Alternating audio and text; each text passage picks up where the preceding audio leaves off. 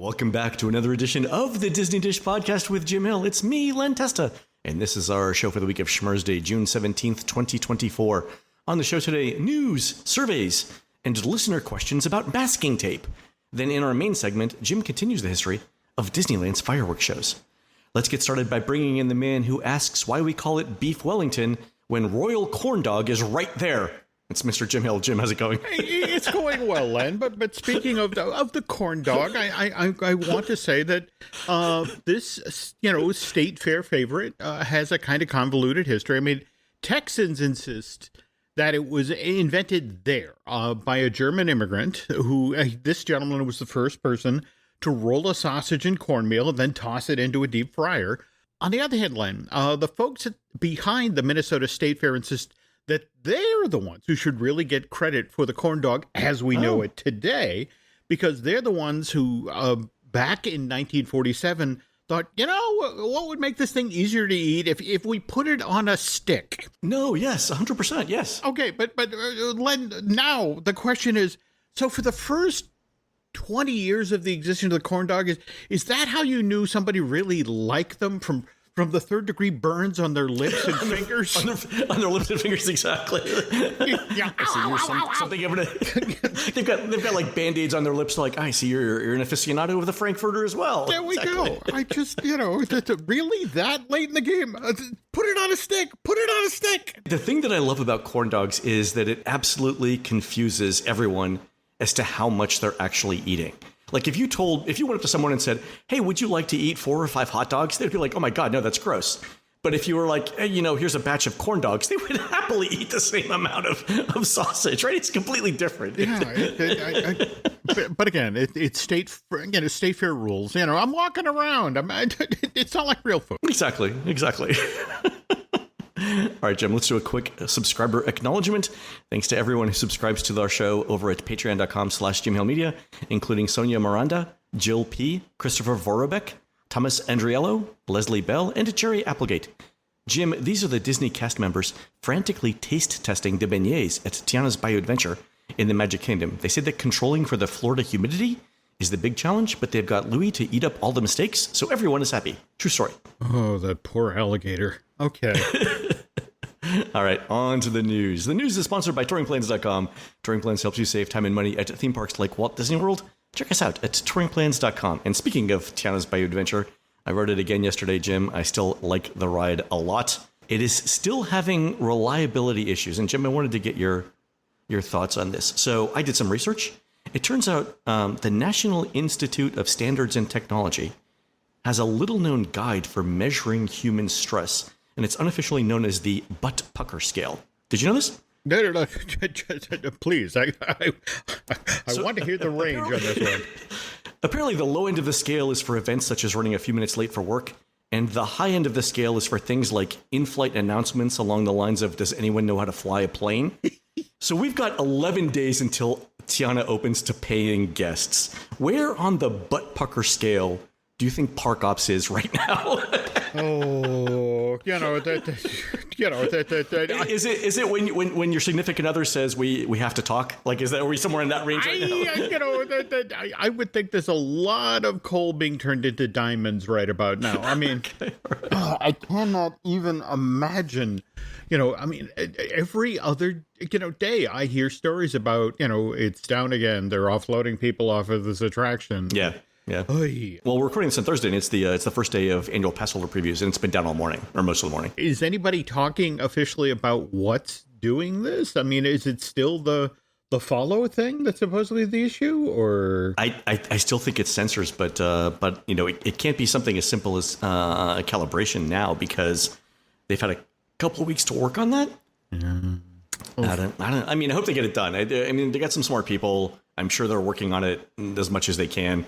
The good thing is between all of the different previews, they do have a couple of days unscheduled where no guests are supposed to ride, and hopefully they can take care of that then. But time is tight, but these guys are professionals, so okay.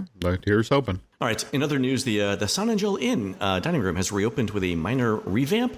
So instead of long rows of tables, it's been replaced with waist-high walls to add a little bit of personal privacy while dining. I kind of like this because Jim, every time I try to trill my R's when ordering food, the people next to me look at me like, you need some Duolingo, sir, and immediately. So that's good. Okay. Also, we heard during the Tiana's media event that Country Bear Jamboree will officially reopen July 17th. That's good. Mm-hmm. And in the same area, Jim, have you noticed this? Disney just filed a construction permit covering the old Pirates League makeover space in Adventureland. And that permit lasts through the end of September 2025. Jim, is this the spot where, like, Disney said that they're going to do a pirate-themed lounge in Adventureland? Is this that? Actually, isn't this across the street from that? Isn't the Pirates League, wasn't that part of the gift shop area post-show on when you come up the ramp into Pirates? My understanding was the restaurant that was being changed into the Pirate Lounge was on the other side of the street. The old... You think it's the Tortuga Tavern, the old Pirate and Parrot? Yeah. All right, so we'll have to look at this. I thought it was on the other side of the street, the Pirates of the Caribbean side, not the lounge. So, all right, well, let's take a look at that and we'll figure it out. Okay, but that's intriguing that the permit lasts through September of next year. I mean, that would suggest something of size. So yeah, that's what I would think. Yeah, and that's why I think it's on the pirate side, because there's just not enough space to do a 16-month project on the Tortuga Tavern side. So we'll see. Also, speaking of news on that side of the park, Disney made it official today as we're recording this. The Frontierland Shooting Arcade is going to close to become a DVC lounge. They didn't announce a timeline, but I would expect that closure to happen immediately, if not sooner. So, Jim, this side of the park is getting a ton of attention lately, isn't it? Well, and reading between the lines here, if you acknowledge that, obviously the center of gravity for a time anyway in this park is going to change, what with the opening of Tiana's Bayou Adventure at the end of June. And let's not forget that, if the tea leaves are correct, over the next 5 years, we're going to see the Beyond Big Thunder project. And again, we'll see that many more people, pouring down this artery into that side of the park. So better to make these changes now and be ready for that. Yeah, I think this is one of those things where they can do some of the small stuff right now while they're planning for the big stuff. We've seen kind of that strategy with what they're doing. They're basically their 10-year plan. Like in the immediate term, they can't open any new rides because they don't have any of the pipeline, right? So we're looking at like live entertainment shows. Then sort of in the medium term, it's transformations of existing attractions, and then in the long term, it's new builds, right? There we go. Sort of the same. There we go. Yeah, so it looks like this is part of their short to medium term strategy. Yeah, mm-hmm. That's good. And then speaking of medium term stuff, today is the last day of operations for Test Track in its version 2.0 form. Jim, the thing that surprises me about this is we've got nothing other than one or two pieces of concept art, and yet the project starts today. Yeah. I mean, what's kind of intriguing is my understanding is, we've obviously had the media event for Tiana's Bayou Adventure, and those stories have begun to trickle out. I had heard that on the 28th, as part of here's Tiana's Bayou Adventure, and here's what's also coming over the horizon, there's supposed to be some more information and some more art released on that date. But again, given the way Disney operates these days, think about it. We got that ride through of Bayou Adventure before, right? And as I understand it, they may use Good Morning America as the vehicle, ironically enough, the vehicle to roll out what Test Track 3.0 is going to look like. Oh, interesting. How much of this is, at this point, we're halfway through June. We've got D23 in 60 days-ish. Mm-hmm. Yep. How much of this do you think they're going to save until D23 to make the big splash there? Because they have to make it worthwhile for the people who are buying tickets and traveling all the way to California, right? They do. But at the same time, it is the Comic-Con playbook.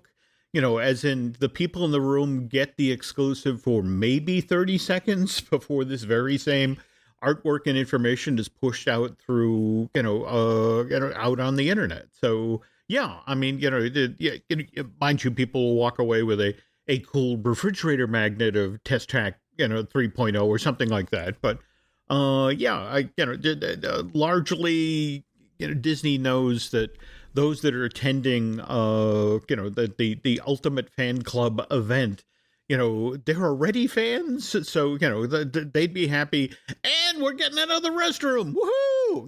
It's like. Yeah, we have to do a show on like a pre-D23 show where we do predictions about what's going to be announced. Okay. I think that'd be fun. That could be fun. All right, on to surveys. Last month, we went over a Disney survey that asked folks why they didn't eat at a sit-down restaurant during their trip.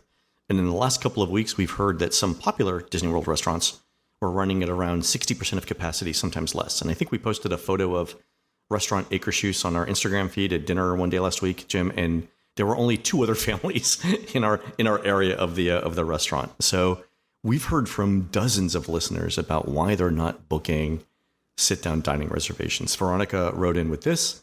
She said that we noticed on our one-day Epcot trip in February, granted during the Princess Half Marathon weekend, that we couldn't mobile order lunch anywhere unless we had put in the order at like 9 or 10 a.m. And when we looked at 11:30, there were no pickup times earlier than like 2:30 p.m. But we were able to find a table of 4 at 2 or 3 p.m. at Le Cellier. Second reason is, at least in the Magic Kingdom, the virtual queue for Tron has a hard limit for return times. So if you book an ADR and your virtual queue is called, you have to prioritize the virtual queue if you want to ride. And the third reason, she said, is inflation is, we traveled the same week this year as last year. Our airfare for 4 people is what we paid for 6 people last year. And that extra money has to come from somewhere. And for us, it's coming from the dining budget. So, and this is a common thing, like especially the conflict with virtual queues, individual lightning lanes, and Genie Plus. That is a common theme in all the responses we got. So we ran an Instagram poll last week on touringplans.com asking folks why they're skipping table service meals. And Veronica's email covers most of the 230 plus responses we got. Half of them said sit-down meals are too expensive. 28% said they're already spending more on Genie Plus tickets and hotels, so that's a reallocation of money. 13% said it wasn't worth it. A lot of people said it just wasn't the cost or the quality of the food. It was the overall cost-benefit analysis of it taking a lot of time in the park, plus the cost, plus the food quality. So if I was Disney, I would be concerned about that, because that's just not a fix one thing, solve the problem. That is a 3 thing to fix problem, and that's hard. But when you think of how much real estate is taken up in the parks by these sit-down restaurants, this has to be a priority, Len. Holy cow. I mean, yeah, because you think about the amount of revenue per square foot that's being generated. When those numbers drop, that's not a great use of space at all. A couple of folks wrote in saying they disliked the fixed price menus. So someone wrote in and say, it's tough to sit down at a meal knowing you're going to spend $150 to $180 even before you eat your first bite of food. And so, yeah, I get that. Okay. And then Brian added this. He says, for years I've been telling people to do their big meal in the parks as a sit-down late lunch. This gets you a good midday break and out of the heat for an hour or two. Do a quick service in the evening and stay as late as possible to get the lower ride times. It could be what Disney's seeing now with all the dinner time availability. So that's an interesting theory. Yeah. But on the other hand, great practical advice. All right. And we got a ton of listener emails on a variety of subjects this week. I love them all. Let's go through them. So here's an interesting email from Kelly, who visited Disneyland last week. Kelly says, I was at Disneyland and noticed that they had changed the narration for the Mark Twain riverboat. It was actually kind of nice. They've started naming the Native American tribes specifically, not as a monolith, and describing the kinds of stories they might tell. So, for example, this is the Hopi tribe, and they like to tell, ... that sort of thing. But there's also a bit of narration about the goings-on that mountain, the artist formerly known as Splash. The narration says specifically to come back in December to join the party. So I wonder if Tiana's opening date for California is much, much farther out than we thought. So let me pause there. Jim, is December really the target date for Disneyland? What I'm hearing is a triage situation. Haunted Mansion holiday is such a driver of attendance at the park, late summer, fall into the holiday season. And, right. The whole notion of, my understanding is the Carriage House project, along with the revamped queue, just is behind schedule. So it's like, okay, shift resources, shift bodies to get that done for tail end of summer. And then, once that's done, you just pull bodies off that and throw them at Tiana's Bayou Adventure. So, yeah, December, I was hearing Thanksgiving Yeah, weekend. that's what I was hearing too. Yeah. Yeah. Let me ask you this question: with with Walt Disney World's version set to open on the 28th, and having the technical issues that it's having right now, do you think they're pulling people from Disneyland who have worked on that version of the ride into Florida to see if they can? Because I gotta believe that at this point it's like, do you know if there's a Disneyland employee who knows anything at all about water rides? They're booking their overnight flight to MCO right now. I would not be surprised if the Finnish team for Disneyland, if people who were working on that end of the project are suddenly being tasked with, look, get in a plane, get to Orlando. We'd like to give you an all-expense paid vacation to the most magical place on Earth. Exactly. Yeah, it'll be interesting after the fact to hear stories about how many bodies get thrown at this. So Kelly continues. Also, I found it really interesting that the new narration for the riverboat, which begins after you hear part of Dr. John playing Down in New Orleans, seems to very much suggest that the boat, once the weenie of Frontierland, is actually a part of New Orleans Square now. That is a heck of a land grab. If New Orleans Square now extends from the port of the Rivers of America all the way to the Winnie the Pooh ride, which I think is not long for this world itself, Kelly says, does it go from being the smallest land in Disneyland to the largest? All right, so I did some checking here. So Disneyland's park map still shows the Mark Twain as in Frontierland. So the next question is does it make sense that a song about New Orleans belongs in Frontierland? And for that, we have to look at the time range in which Disneyland's Frontierland lives. So we know that the American frontier was closed by 1890. The U.S. Census said so in 1895. So the end date for Frontierland is 1895. But what is the beginning date of Frontierland, Jim? And is it early enough that, quote, New Orleans could be considered part of the frontier? All right. So I did some digging here. Do you want to hear it? Sure. And I've got, for those of you following along in the show notes, I've got maps in the show notes. So you could make an argument that New Orleans was part of the American frontier in 1820. So the Mississippi River itself forms the western border of Mississippi, Tennessee, Kentucky, and Illinois, and all of those were states in 1820. And they were the westernmost states in the United States at that time. So to the west of the Mississippi were the territories of Arkansas and Missouri, which later became a whole bunch of states. Okay, so 1820, New Orleans, frontier. Got it. I think Iowa was the last of the lands bordering the Mississippi to become a state in 1846. So riverboats in New Orleans were still plausibly part of the American, quote, frontier up till 1845. That fits within Disneyland's Frontierland timeline. So yeah, I think that all works. But great letter, and I love doing stuff like that, Kelly. No. I love how you parse that all out. All right. Lance Fegley has this question about masking tape in the parks. My wife, myself, and our son are at Walt Disney World this week celebrating her birthday. I have a question about the parks and bet you guys are the people who know the answers. As we all know, before parades and fireworks shows, cast members tape off areas where people can and cannot stand. I have two questions for you. How many miles of tape does Walt Disney World use on an annual basis? And then how do cast members get the tape down on the ground in such straight lines? Is there some type of training for this? Thank you. I love the podcast, the unpacked shows, and everything else. Okay. All right, so I did some measurements here. The Magic Kingdom parade route is probably right at half a mile in distance, and I included in the show notes a graphic using Google Maps that it doesn't follow every curve, every bend, or every nook in the route.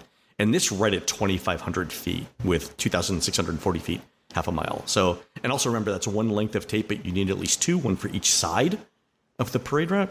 All right, so, let's just say that each Magic Kingdom parade takes a mile of masking tape for every performance, right? And there are times when the Magic Kingdom runs 2 afternoon parades in a day, and there's probably days where the parade can't run because of weather. So let's say it all averages out to one parade every day, just to make the math easy. That's 365 days of parades, or roughly 365 miles of tape, at least. The interesting thing is, Jim, so I bopped over to Home Depot to check on this.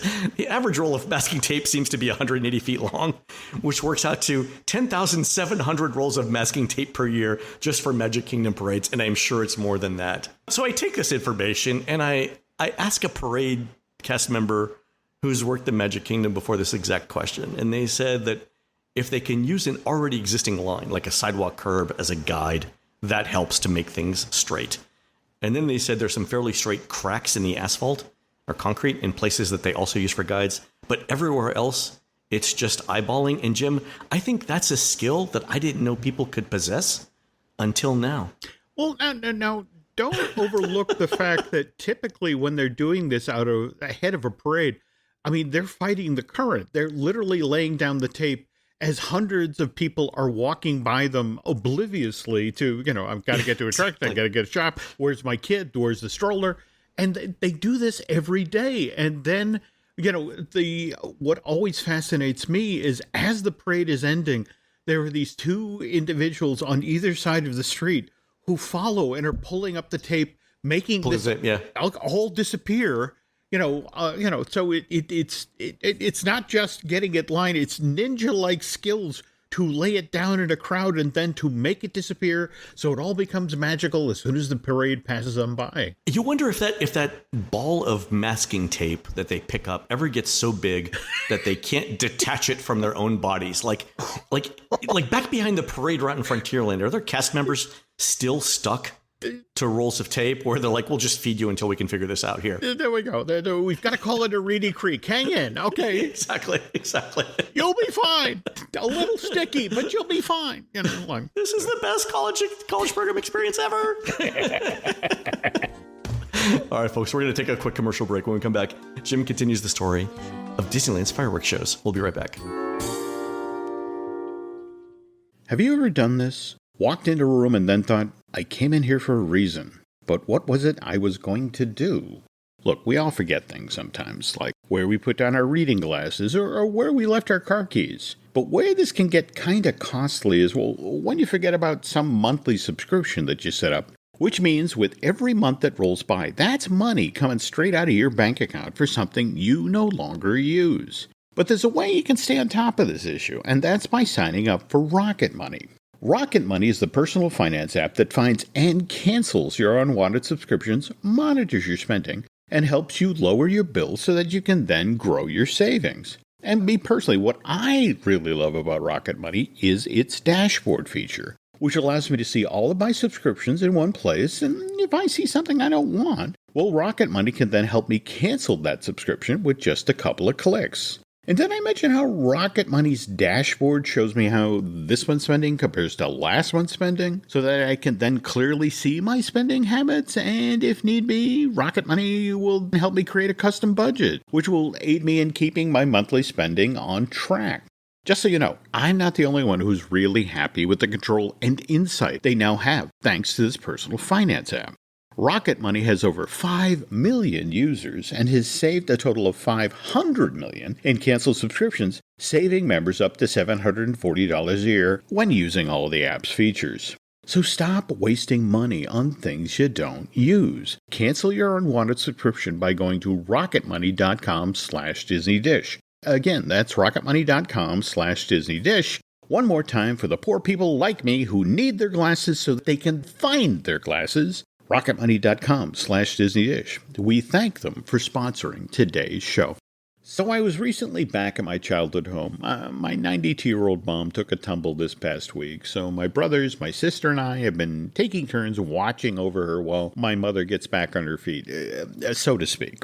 Anyway, I was there one morning and was looking for something to eat, so I opened the cabinet where my family used to keep the breakfast cereal, and there they were, all of those sugary, unhealthy things I used to eat back when I was a kid, which made me really miss those boxes of Magic Spoon that I have back at my house, because, I don't honestly know how the folks at Magic Spoon did it, but they have somehow managed to reinvent many of your favorite cereals from childhood. And what's amazing about the Magic Spoon versions of your childhood favorites is, while they still taste great, each serving of Magic Spoon contains 0 grams of sugar, 13 to 14 grams of protein, and 4 to 5 grams of net carbs per serving. More to the point, Magic Spoon is high protein, gluten-free, grain-free, and soy-free. Plus, it's only 140 calories a serving.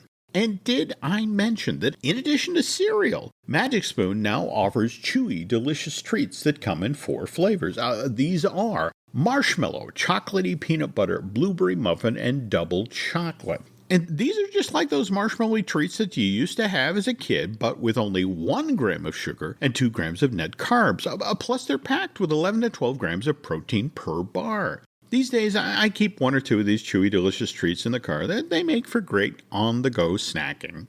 Now, does this sound like something you'd like to try? If so, head on over to magicspoon.com/DisneyDish to grab a custom bundle of cereal and try the magic for yourself. And don't forget to add their tasty treats to your order. Also, be sure and use our promo code DisneyDish at checkout to save $5 off. Mind you, Magic Spoon is so confident in their product, it's backed by a 100% happiness guarantee, which means if you don't like it for any reason, they'll refund your money, no questions asked. Remember, get your next delicious bowl of high-protein cereal at magicspoon.com/DisneyDish and use the code DisneyDish to save $5 off. We thank Magic Spoon for sponsoring today's episode.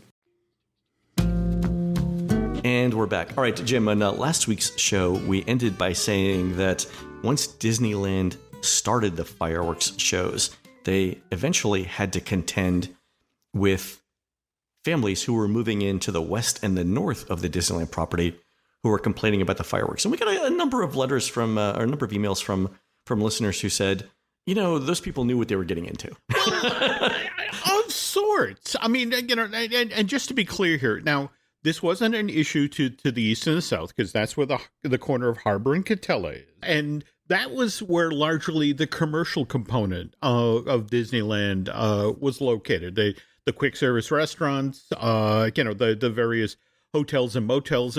But again, that happened because that part of the land around Disneyland was closest to the five.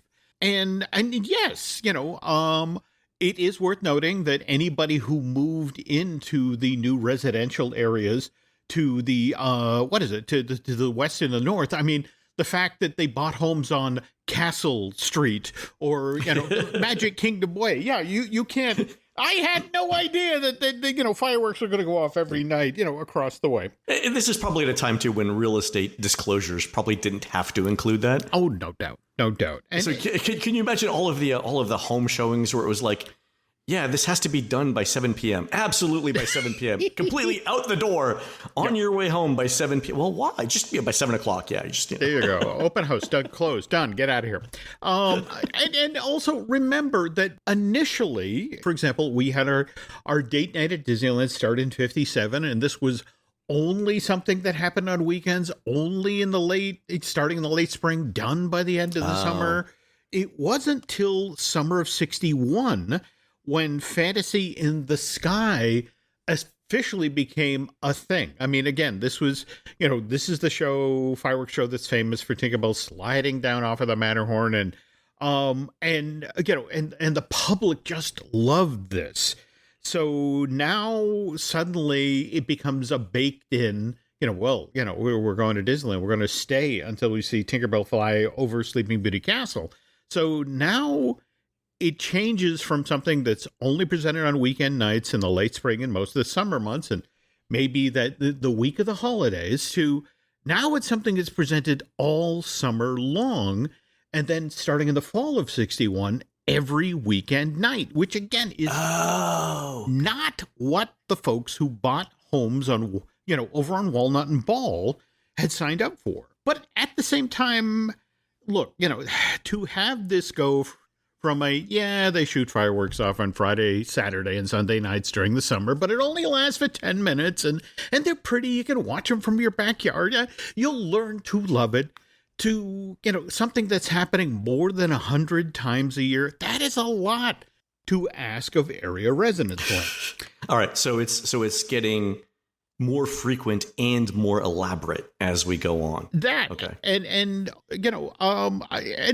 now this becomes concerning, especially if your home is downwind of Disneyland, and and you walk outside in the morning, it's like Christmas wrapping paper everywhere. That's it, exactly. The paper, from spent fireworks shells on your lawn, or not to mention you noticing that the paint, the paint on the hood of the roof of your car is getting discolored or worse, bubbling, and this is the part of pyrotechnics that I think a lot of folks don't necessarily want to hear about. How it takes a combination of corrosive chemicals do send those colorful shells rocketing into the sky, and how once these fireworks explode, well, these very same chemicals then come raining down out of the sky as particulate matter. And okay. Now, to be clear here, Disneyland was proactive when it came to this matter. So when people to the west and the north of the park began complaining about, well, the noise and the fallout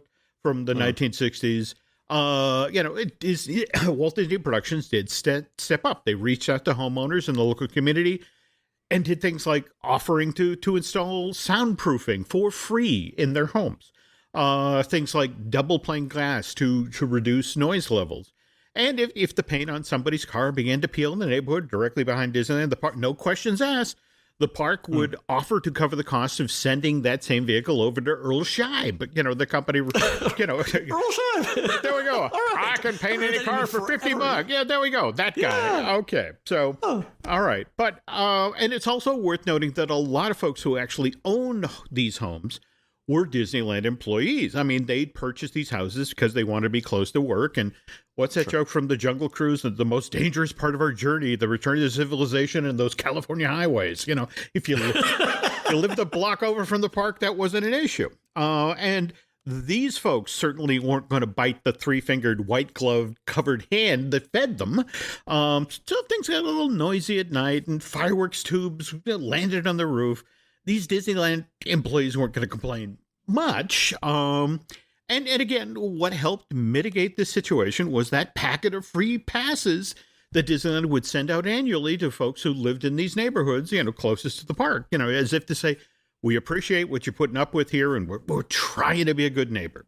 Okay, where this starts to get complicated is as the 60s give way to the 70s, the cost of these homes that are built next to Disneyland rapidly begin to rise, which means fewer and fewer cast members can afford to live there. And these new homeowners are that much more vocal when it comes to noise issues, not to mention the particulate matter. And what really doesn't help here, Len, is the Clean Air Act, which the federal government first wrote into law back in '63 in an effort to reduce and control air pollution nationwide.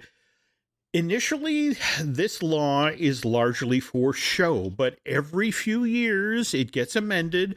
There was the Motor Vehicle Air Pollution Act of '65, not to mention the Air Quality Act of '67, and then the Clean Air Amendments of 1970 and 1977. Okay, and with each amendment, the Clean Air Act got a few more teeth and some steeper penalties, and it became harder and harder for Disneyland management to ignore. And in the same window of time, Bob Yanni, the gentleman who replaced Tommy Walker as the head of entertainment at Disneyland Park, convinced Disneyland's Disney's board of directors that, well, since all of this clean air-related regulation, it's becoming harder and harder for the park's pyro team, which, remember, Len, are still contractees at this point. They all still work. Oh, is it still? It's still third party. Bernard Wells' company, California Fireworks. It's harder for them to work around. So it's now time for the company to take control of Disneyland's pyro needs and bring that operation in-house. And so they did that in 1976, just ahead of America's bicentennial, which, as you might imagine, features some truly over-the-top fireworks displays at Disneyland Park in Anaheim, as well as down in Walt Disney World in Florida. And that's kind of amazing because they decided to take over the fireworks for probably the biggest fireworks event in our nation's history. Like, no pressure or anything, guys. No.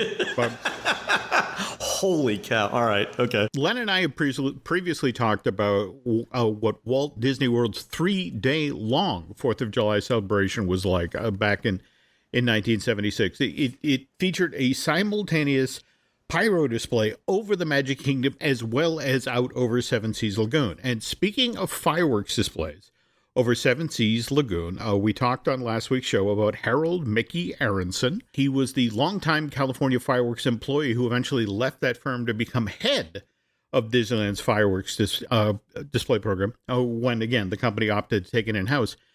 Mickey liked to tell the story of the phone call he got from Dick Nunes in late September of '71. And Nunes, who's down in Orlando at this point doing the all-hands-on-deck everything he needs to do to get that resort ready for his grand opening. He talks to Aronson and said, look, as part of the grand opening, there's supposed to be this luau down at the edge of Seven Seas Lagoon. That the guests and celebrities who are taking part in the grand opening are going to be treated to this Polynesian-themed banquet, which is appropriate. They're right next door to the Polynesian Village Resort. There's going to be entertainment, as well as the world premiere of the electrical water pageant. And what Dick is now hoping for was, well, that the party would end, would be capped with this lavish fireworks display up in the skies over Seven Seas Lagoon. So what Nunes wants Aronson to do is fly down to Florida a day or so before the grand opening and personally, supervise the fireworks display. Just make sure everything's organized. Just make sure all the I's are dotted, all the T's are crossed, and the team knows what they're doing. Sure. Okay, got it. Exactly. And since, again, Dick is the big boss of Disney parks at the time, Mickey, of course, says, oh, sure. All right, I'll do it. Sure. Okay. Free trip to Florida. Let's do it. Now, mind you, he's, as you mentioned, he's assured that everything will be taken care of prior to arrival in Florida. You're going to get to the site. Everything will be there. You're even invited to the banquet. Nice. With the notion, half hour or so before, excuse yourself, walk over to the pyro site. Give the team a pep talk, and just make sure all the wires are tightened. And, okay. All right. All right, so Aronson... something makes me think, Jim, that's not what happened. Oh, no. Okay. My palms are sweating already. Go ahead. Okay, well, here we go. And again, you have a deep appreciation for foreshadowing. Yes, okay. So Aronson flies down to Orlando on October 23rd, the day before the party, only to find that, yes, the fireworks shells that he needs to present the show have been sent out from California, but nothing else has been done to prep for the show.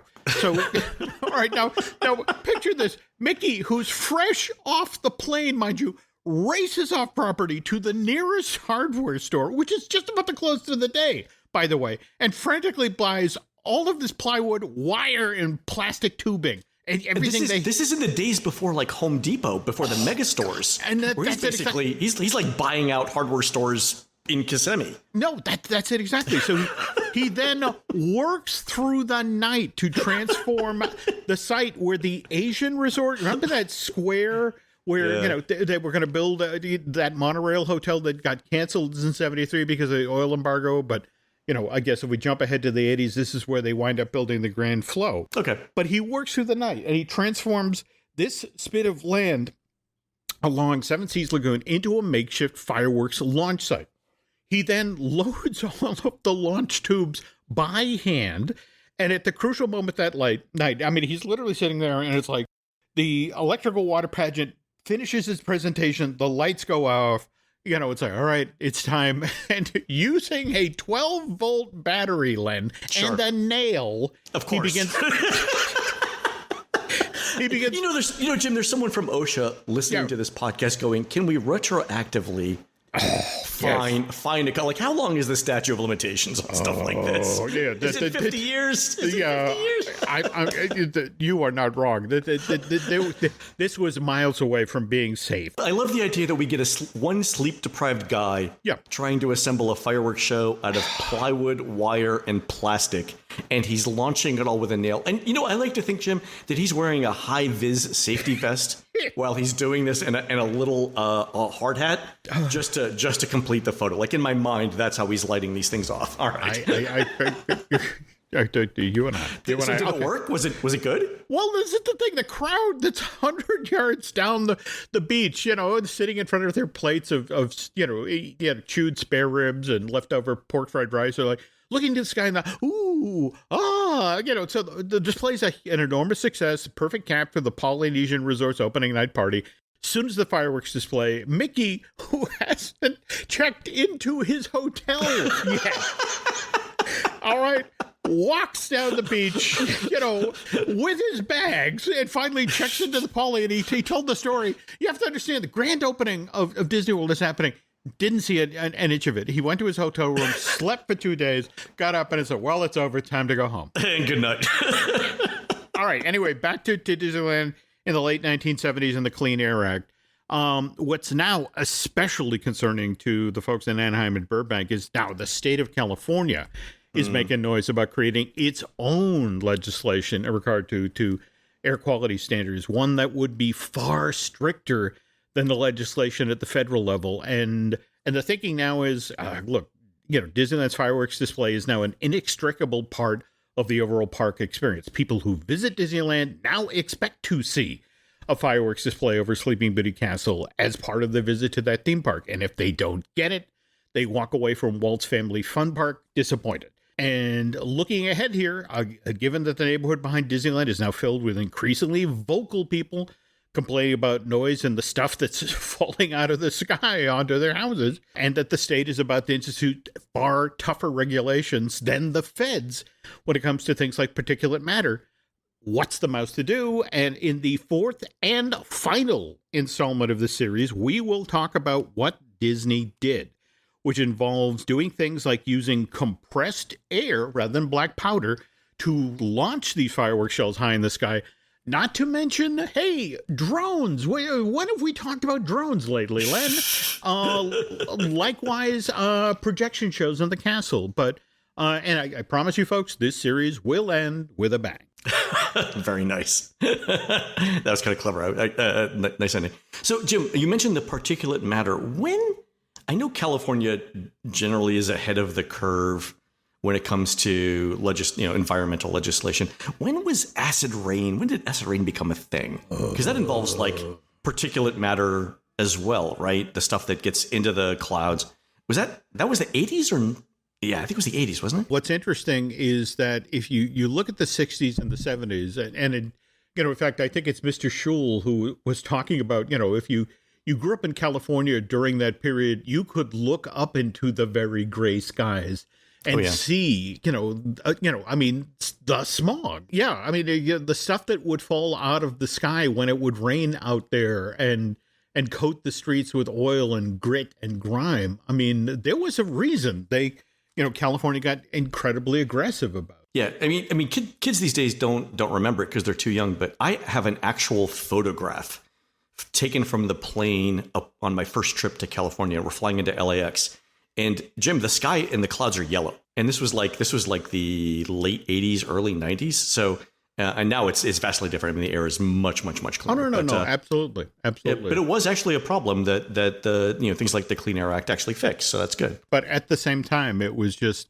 the notion of we need to get out ahead of this, because if we get shut down, what do we tell Disneyland had gotten used to people lingering in the park after dark. And in fact, it's kind of ironic. At the top of the show, we were talking about all of these empty sit-down restaurants at Walt Disney World, whereas in California, they were building additional restaurants, sit-down restaurants in the park to accommodate all of these folks where it's like, I'm waiting for the fireworks. I need someplace to eat. What can you recommend? I mean, it's built into their advertising. You mentioned, I think on last week's show that, fireworks were a part of Walt's TV show back in the 50s, so they had to make it live. But then by that point, it had become so embedded in the zeitgeist that, people went to Disneyland expecting fireworks every night. And I love that the show, that this series is going to end with a bang. That was great.